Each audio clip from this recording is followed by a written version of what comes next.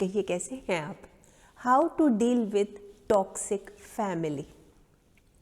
देखिए, दुख इस बात का नहीं कि जो भी लोग मिले पत्थर के थे। दुख इस बात का नहीं कि जो भी लोग मिले पत्थर के थे। अफसोस इस बात का है कि उनमें से चंद लोग मेरे घर के थे। देखिए, बाहर के लोग, चाहे वो हमारा कोई दोस्त हो, हमारा पड़ोसी हो, हमारा रिश्तेदार हो, या ऑफिस में काम करने वाला हमारा कुलीग हो, उससे तो हम इजीली डील कर सकते हैं, टैकल कर सकते हैं अगर वो टॉक्सिक है तो। लेकिन ज़रा सोचिए कि क्या हो अगर वो हमारे घर का सदस्य हो। मतलब वो हमें बात बात पर ताने दे रहा है, वो हमें बात बात पर दुखी कर रहा है, हमें नीचा दिखा रहा है, हमारी बार बार तुलना किए जा रहा है, हमारी वैल्यू नहीं करता, हमारी रिस्पेक्ट नहीं करता, और वो हमारे घर का सदस्य ही है। तब हम किस तरह से डील करें। देखिए, इस तरह के कमेंट्स ना मेरे पास बहुत बार आते हैं, बहुत बार आते हैं। अच्छा, मैं उनको समझाती भी हूँ। अच्छा, एक वीडियो भी बनाई हुई थी काफ़ी समय पहले इस बारे में, वो भी बताती हूँ उनको। लेकिन इसकी दोबारा बनाने की ज़रूरत इसलिए पड़ी क्योंकि आप लोग ना मतलब बहुत ज़्यादा खुद को अंडर एस्टिमेट भी कर रहे हैं, और इस वजह से बहुत ज़्यादा स्ट्रेस में भी जा रहे हैं, टेंशन में भी जा रहे हैं कि हमारा फैमिली मेम्बर है, वो हमारे साथ ऐसे करता है, वो उसने हमें इतना दुखी कर रखा। मतलब इस तरह की सोच रखते हैं। तो मुझे लगा कि एक बार और वीडियो बनानी पड़ेगी, मतलब आपको समझाने के लिए, क्योंकि आपकी लाइफ जो खराब हो रही है, आप अपनी लाइफ को खराब जो कर रहे हैं। तो how to deal with toxic family. अगर हमारी फैमिली का कोई ऐसा मेंबर है जो टॉक्सिक है, जिसने दुखी कर रखा है, परेशान कर रखा है, जीना मुहाल कर रखा है, उसके साथ कैसे डील करें, क्या करें, क्या ना करें, आज की वीडियो इसी बारे में। तो देखिए, इसमें सबसे पहले जो आपको करना है ना, दिमाग को शांत रखना है। दिमाग को शांत इसलिए रखना है कि दिमाग में जब बहुत सारी उथल पुथल चल रही होती है ना, बहुत सारे सवाल उठ रहे होते हैं, तो कुछ समझ नहीं आता। मतलब कई बार क्या होता है कि हम बहुत ज़्यादा हाइपर हो जाते हैं, गुस्सा आ जाता है, तो भी कुछ ऐसी चीज़ बोली जाती है या कोई ऐसा डिसीजन लिया जाता है जो कि ठीक नहीं है। इसलिए शांत रहना इस सिचुएशन में, सबसे पहले शांत रह के सोचना है कि हुआ क्या। भाई, अगर मेरी गलती है, हर पहलू पे विचार करना है, मेरी भी तो गलती हो सकती है। भाई, परफेक्ट तो कोई नहीं होता, कोई ना कोई कमी मेरे अंदर भी तो हो सकती है, तो मैं भी तो उसको सुधार सकती हूँ ना।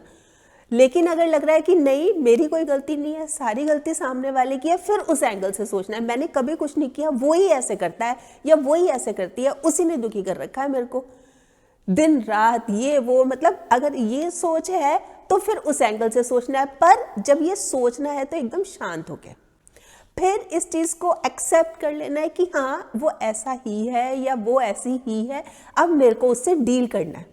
अब डील किस तरह से करना है, सबसे पहले तो इमोशंस की बात आती है। अब इमोशंस जो है ना, हमारे इमोशंस ये भी नहीं होना चाहिए कि हम जैसे बोलते हैं ना, हम तो घुट घुट के जी रहे हैं, या हम तो चुप हो गए, बस हम तो कुछ बोल ही नहीं रहे। तो देखिए, जो बात मैं पी गई वही बात मुझको खा गई। आप इस बात को समझे। जो बात, मतलब मैंने उस बात को पी लिया, और वही बात मेरे को दिन रात मैं अंदर ही अंदर घुटती जा रही हूँ, दुखी होती जा रही हूँ, परेशान, मतलब मैं खुल के नहीं बात कर रही, तो ये गलत है। या कई बार हम ये भी करते हैं कि कुछ रिश्ते बचाने के लिए मैंने अपने कुछ असूल तोड़ दिए, जहां मेरी गलती नहीं थी वहां भी मैंने हाथ जोड़ दिए, ये भी गलत है। मतलब एक तो हम बोल नहीं रहे, या फिर हम झुके जा रहे हैं, तो उससे क्या है कि सामने वाला तो मतलब बहुत ज़्यादा अपने आप को समझने लगेगा कि देखो, मैंने इसको झुका दिया, देखो मेरे सामने इसकी बोलने की हिम्मत नहीं है, ये भी चीज़ सही नहीं है। सारी चीज़ इस बात पर डिपेंड करती है कि हम अपने इमोशंस को किस तरह से जाहिर करते हैं, या किस तरह से दबा के रखते हैं, और कहाँ दबा के रखते हैं, कितना दबा के रखते हैं। ये भी नहीं होना चाहिए कि जो भी हमें मिल रहा है, जो भी हमें मिल रहा है उसके सामने उसकी बुराई करे जा रहे हैं। देखो, उसने ऐसे कर दिया, मतलब खुद को बेचारा दिखा के, देखो मैं तो ऐसी नहीं हूँ, वो ऐसे है, वो दुखी करता है। मतलब हर एक को जो भी मिल रहा है, कोई दोस्त मिल रहा है, कोई पड़ोसी मिल रहा है, कोई रिश्तेदार मिल रहा है, सभी से ही शेयर कर रहे हैं, ये भी नहीं करना।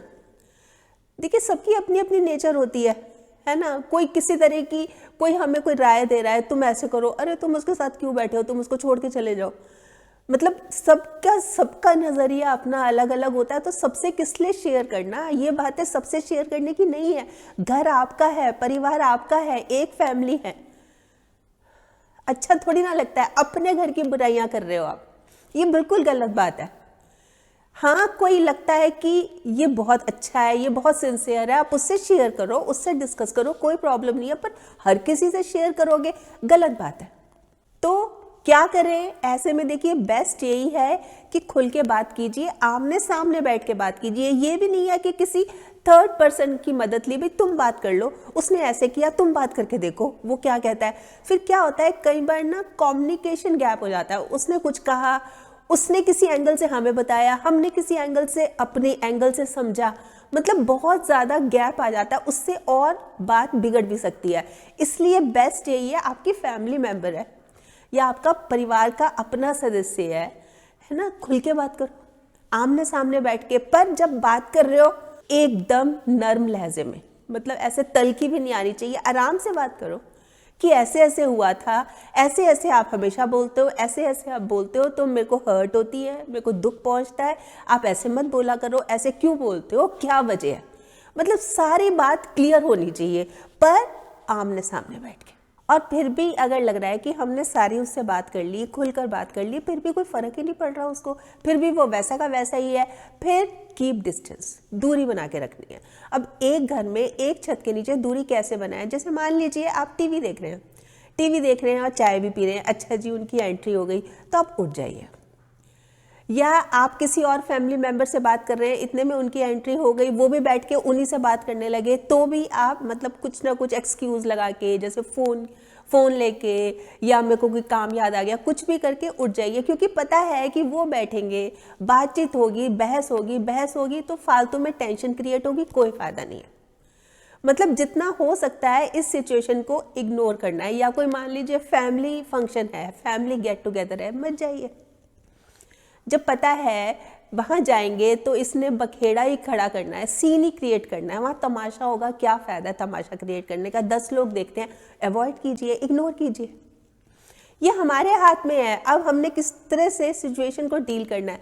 देखिए, ये जो कमज़ोर लोग होते हैं ना, ये बदला लेते हैं, लेकिन जो मजबूत लोग होते हैं ना, वो माफ़ कर देते हैं। लेकिन जो समझदार लोग होते हैं, जो कि आप हैं, जैसा मैं सोचती हूँ आपके लिए, वो इग्नोर करते हैं, नज़रअंदाज करते हैं।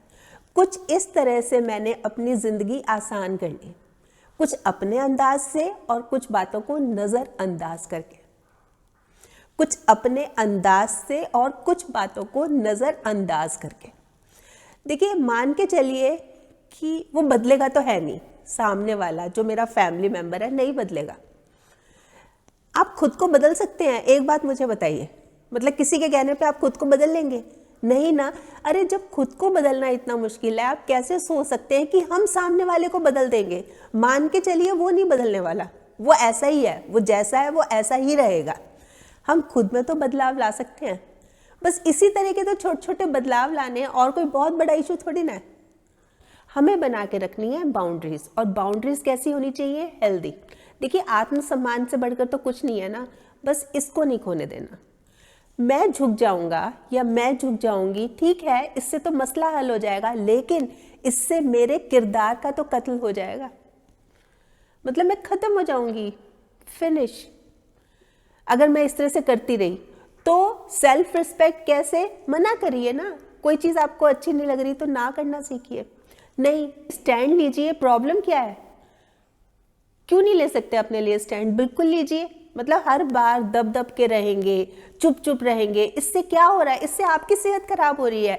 यही तो ये आज की वीडियो बनाने का रीज़न ही ये था कि जैसे बहुत सारे मैंने बताया कमेंट्स आते हैं, और मुझे साफ साफ लग रहा था कि आप के ऊपर जो है ना हेल्थ इश्यूज हो रहे हैं, हेल्थ प्रॉब्लम्स हो रही हैं, क्योंकि बहुत स्ट्रेस में जा रहे हो, बहुत डिप्रेशन में जाने वाले हो आप। तो ये चीज़ ना हो, इससे बचने के लिए आप मतलब इस चीज़ को दिल पर क्यों लगा रहे हैं, इतना पर्सनली क्यों ले रहे हैं? आप मस्त रहिए ना, अपने आप को बिजी रखिए काम में। मतलब सारा दिन यही सोचते रहेंगे, उसने ऐसे कहा मैं क्या करूं, उसने ऐसे कहा। आप बिल्कुल निश्चिंत हो जाइए। पता है क्या होता है, एक मैं आपको बड़ी मेन बात बताती हूँ। किसी ने हमें तंग किया, मतलब हमारे फैमिली मेम्बर ने हमें तंग किया, दुखी किया, हम बहुत दुखी हो रहे हैं, हम बहुत परेशान हो रहे हैं, तो सामने वाले का जो पर्पज़ है वो पूरा हो रहा है। भाई वो दुखी कर रहा है, हम दुखी हो रहे हैं।